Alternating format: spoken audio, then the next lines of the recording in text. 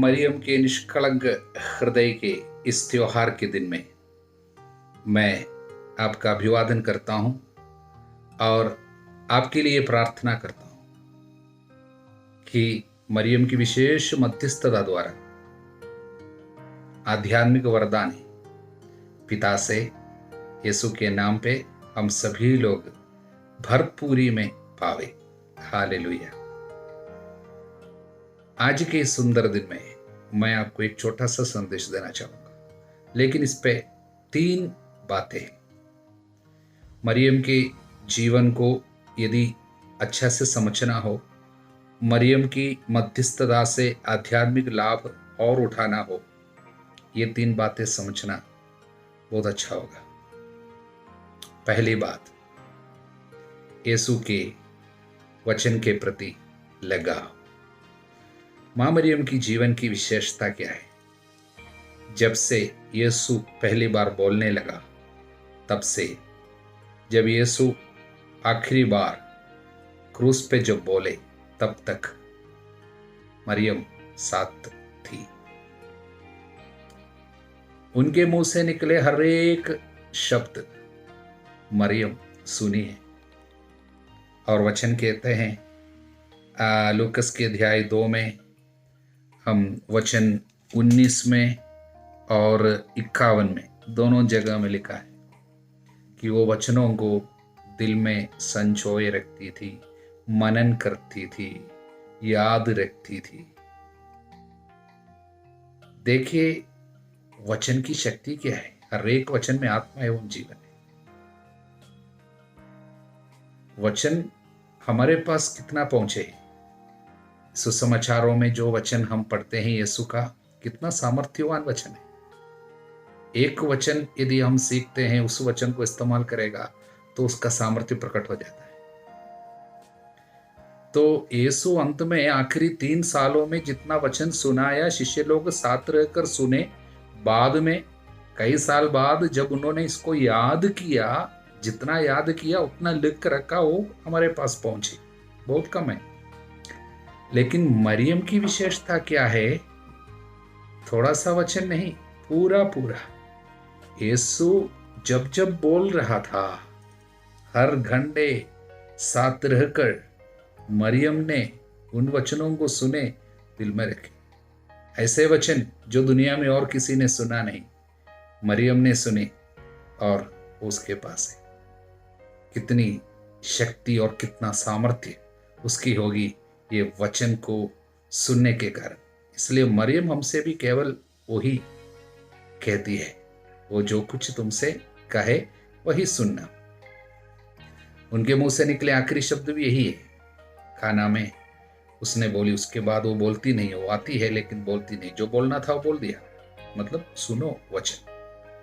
इसलिए वचन सुनने में जो थकावट है, अच्छा नहीं लगता है, नींद आता है, ये सब दूर होना हो, मरियम मदद करेगी। लेकिन आपको इसका महत्व जानना होगा। मुझे वचन सुनना है, वचन पढ़ना है, वचन से थकना नहीं है, पूरे वचन को मुझे याद करना है और पूरे बाइबल को पढ़ना है, एक आग्रह। तब मरियम हमें कार्य करने लगेगी और हम देखेंगे वचन का सामर्थ्य हमें किस तरह कार्य करेगा, किस तरह चंगाई, सामर्थ्य और चमत्कार होने लगता है, ये हम देखेंगे। इसलिए पहली बात, वचन से हमारा लगाव मरियम हमें बताती है। हालेलुया। दूसरी बात है यीशु नाम की शक्ति। देखिए वचन में लिखा है उसका नाम यीशु रखा जाएगा क्योंकि वो अपने लोगों को पापों से मुक्त करेगा। यीशु नाम में पापों से मुक्त करने की शक्ति है। इसलिए वचन कहता है जो कोई उसके नाम की दुहाई देगा बच जाएगा। All those who call upon the name of Jesus shall be saved. तब सोचिए जरा, माँ उस बेटे का नाम कितने प्यार से कितनी बार बुलाई होगी। 30 साल वो माँ के साथ रहा है। ये दोनों रहे परंपरा के अनुसार। यूसुफ पिता की मृत्यु के बाद माँ और बेटा अकेले रहे कई साल तक। तो सोचना, हर बार जब वो यीशु नाम बुलाती थी, कितना सामर्थ्य और शक्ति प्रकट हो जाती थी। वो पूरा उनके पास है। यीशु नाम इतने प्यार से मरियम के जैसे और कोई नहीं बुलाए होगी, क्योंकि वो इसका इकलौता बेटा था। इसलिए उतने प्यार के साथ यीशु नाम वो बुलाती है। वो हमारी मदद करेगी यीशु नाम बुलाने के लिए प्यार के साथ। यीशु नाम की शक्ति है। नाम जपना सबसे बड़ी एक सुंदर प्रार्थना है। केवल यीशु यीशु यीशु नाम जपना बहुत सामर्थ्यवान प्रार्थना है। इसलिए मरियम की शक्ति इसमें भी है कि वो प्यार से यीशु बुलाती है। वो प्रार्थना वो हमको भी सिखलाती है यीशु को बुलाना, यीशु नाम बोलना, प्यार से उनको बुलाना। माँ हमारी मदद करेगी। हालेलुया। अब आखिरी बात, यीशु की सेवा, द सर्विस ऑफ जीसस। किसने सबसे ज्यादा यीशु की सेवा की होगी? मैं आपसे कहता हूं, कोई शक नहीं करना, यीशु की मम्मी ने की। पैदा होने के पहले से शुरू हुई उनकी सेवा, और मरने के बाद भी, यीशु मरने के बाद भी सेवा जारी है।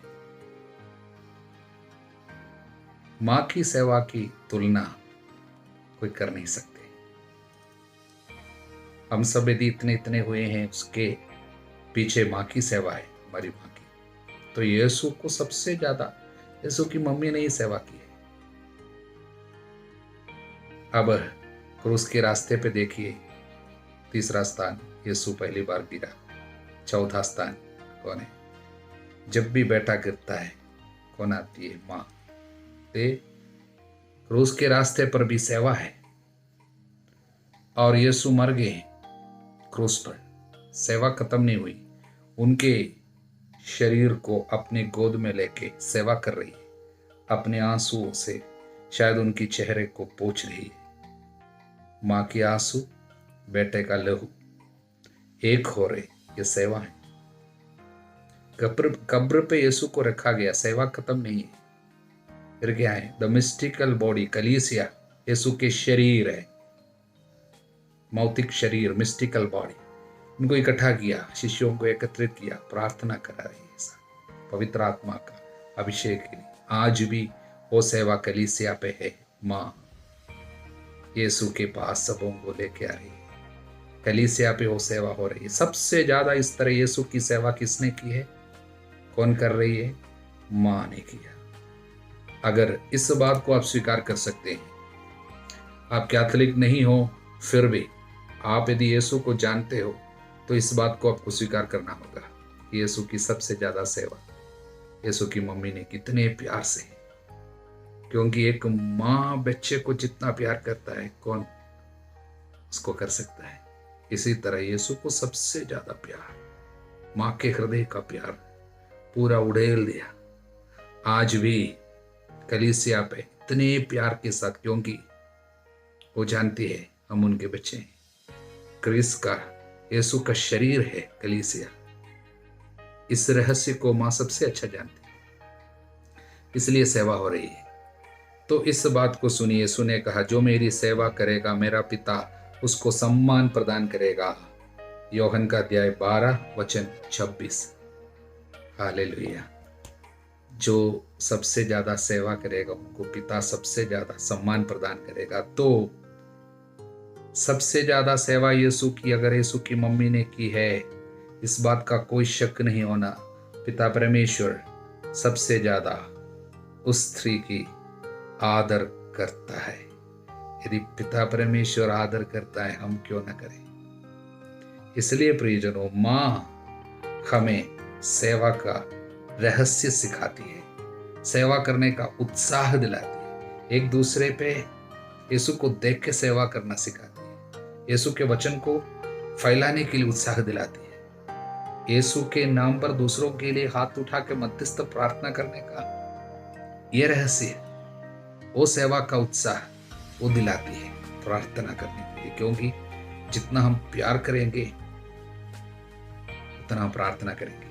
वचन में लिखा है, यिर्मयाह अपने लोगों को बहुत प्यार करता था, इसलिए बराबर प्रार्थना करता था। मकाबियों के दूसरे पुस्तक के आखिरी अध्याय में उसके विषय में लिखा है, यिर्मयाह बहुत प्यार करता था इसलिए बराबर प्रार्थना करता। इसका मतलब बहुत प्यार, बराबर प्रार्थना है। इसलिए प्रियजनों, यीशु की इस सेवा कार्य में माँ हमारी मदद करेगी। इन 3 बातों को दिल में लगाए रखिए, वचन, यीशु नाम और उसकी सेवा। माँ मरियम की विशेष मध्यस्थता आप सभी लोगों को यीशु के वचन के साथ, उनके नाम के साथ, उनकी सेवा में एक बनाए। पिता, पुत्र, पवित्र आत्मा के नाम पर आमीन। जय यीशु।